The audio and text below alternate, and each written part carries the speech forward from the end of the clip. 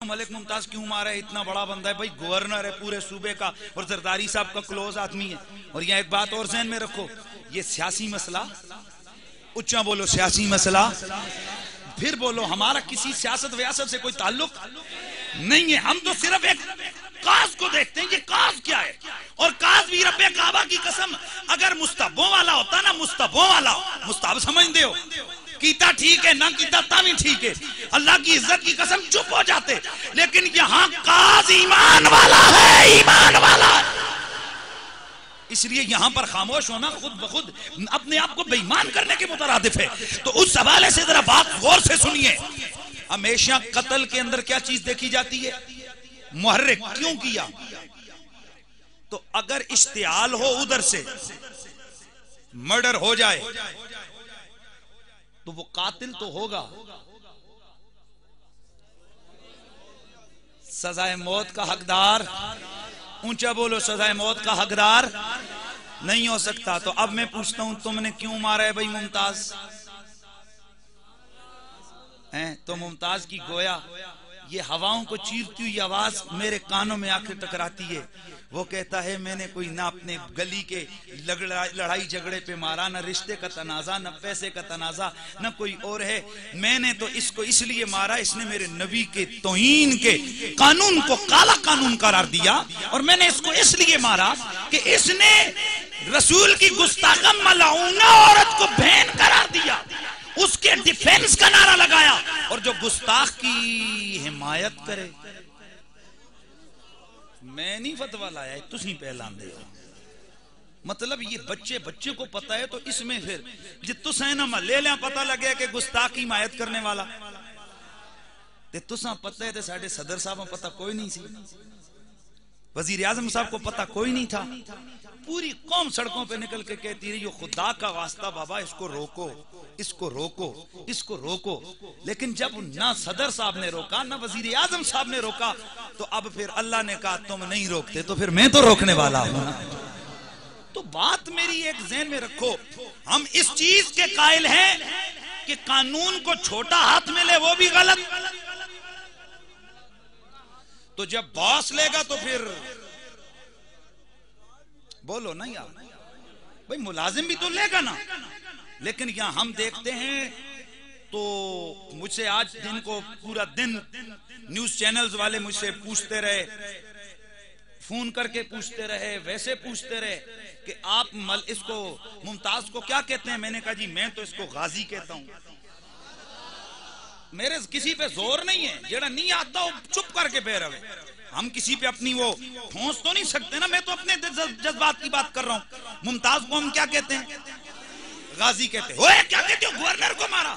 मैंने हजरत गवर्नर को नहीं, उसने आज भी अदालत में आकर यही कहा है, मैंने किसी गवर्नर को नहीं मारा, मैंने नबी के गुस्ताख को मारा है।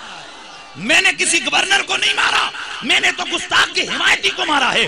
मैंने तो कानून तौहीन रिसालत का जो तहफ़्फ़ुज़ का कानून था, उसके खिलाफ बोलने वाले को मारा है। तो फिर भी हम कहते हैं कि कानून की पैरवी होनी चाहिए, चाहे बड़ा हो वो भी कानून की पैरवी करे और छोटा हो वो भी पैरवी करे।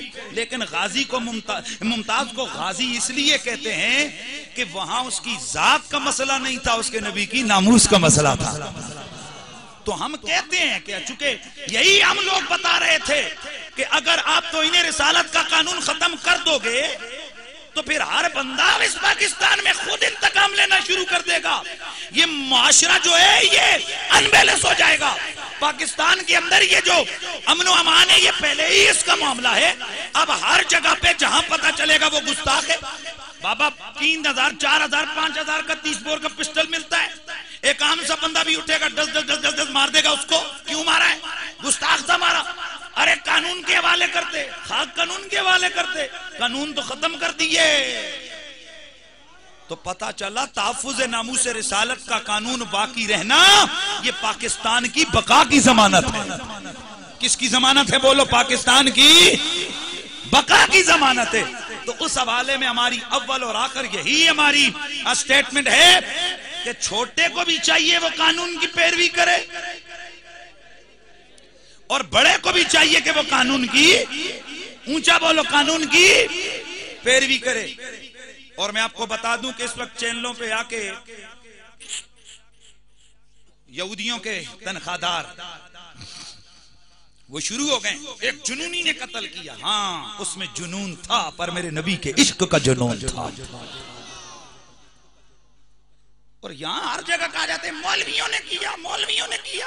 यार, उसके हाथ में बंदूक मौलवियों ने तो नहीं दी है, उसके हाथ में बंदूक गवर्नमेंट ने दी है। इसका मतलब है ये इश्क मोहम्मद किसी मौलवी के घर की लोंडी नहीं है, या उसके घर की जनाब वाला वो मुताल्लक नहीं है। अबे इश्क मोहम्मद ये ऐसी अजमत का रात और ये ऐसा तोहफा है कि क्या पता कि यहाँ एक दाढ़ी मुंडा बैठा हो लेकिन मेरे नबी के इश्क में सीने को गरमा के बैठा हुआ हो। और क्या पता यहाँ कोई हम में मौलवी बैठा हो कि जिसके दिल में अंदर मुनाफिकत घुसी हुई हो। हाँ, तो मैं तो अक्सर कहा करता हूं, मेरा अल्लाह जाहिर को भी देखता है लेकिन जाहिर से पहले वो बातिन को देखता है। और एक बात मेरी और सुन लो, मैं और आप अगर अपने बच्चे का सोने पुत्र का सदका दें ना, तो लंगड़ा सा, माड़ुआ सा, कुकड़ू सा बकरा देते हैं ना, है ना? नहीं, देने वाला भी सोचता है और जिसको दे रहा हो भी कहते हो यार जितना पुत्र सोना है उतना सदका भी तो सोना होना चाहिए। और मेरे नबी के नाम पर गर्म होने वाले, सीनों को गरमाने वाले मेरे नबी के आशिक को याद रखो। और जब मैं और आप अगर किसी के सर का सदका उतारे, अगर हम कुर्बानी दें कुर्बानी, तो हम चुन के देते हैं जो अच्छा हो। हम देखते हैं कि यार ये अच्छा सा जानवर हो, उसको कुर्बान करते हैं।